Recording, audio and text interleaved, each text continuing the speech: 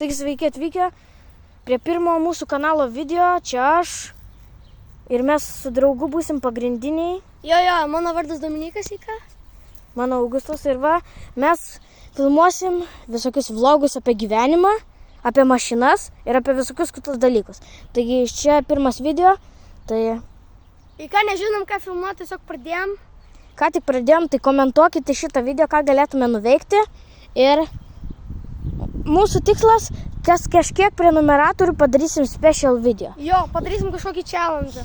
Jeigu bus 10 prenumeratorių, bus special. Ant 10 subų bus special, ant 100, ant 10, ant 50, ant 100, ant 500, ant 1000, tada ant 10 000, ant 50 000 ir ant 100 000. O toliau aš neplanuoju, nes kaip bus, tai nežinau.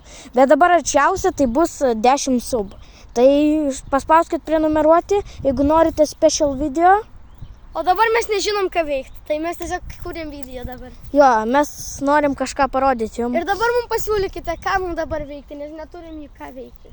Visiškai neturim. Jo, tai va, mes turim labai daug laiko, turim mašinų, kurias galim filmuoti.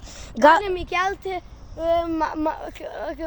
mašinas, kurias... Visokias.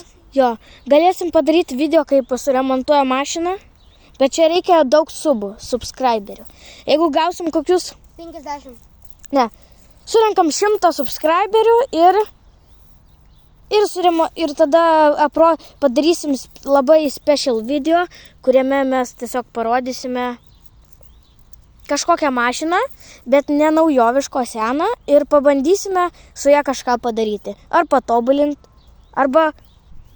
Tai va, gal, kaip sakau, patininguosim kažką, gal sutaisysim kažką ir žodžiu.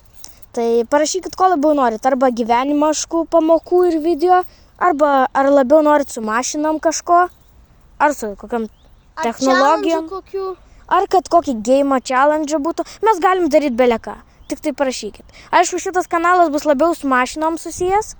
Mes rečiau darysim kažkokius visokius gyvenimo ar ką ten, bet aišku, ir darysim kažką. Todėl čia... Paspauskit like, prenumeruokit, su jumis buvo Augustas ir Dominikas. Viso gero, iki kito video. Ir kitas video tikriausiai jau bus apie pirmą mašiną. Kokia mašina, sužinosite kitame video.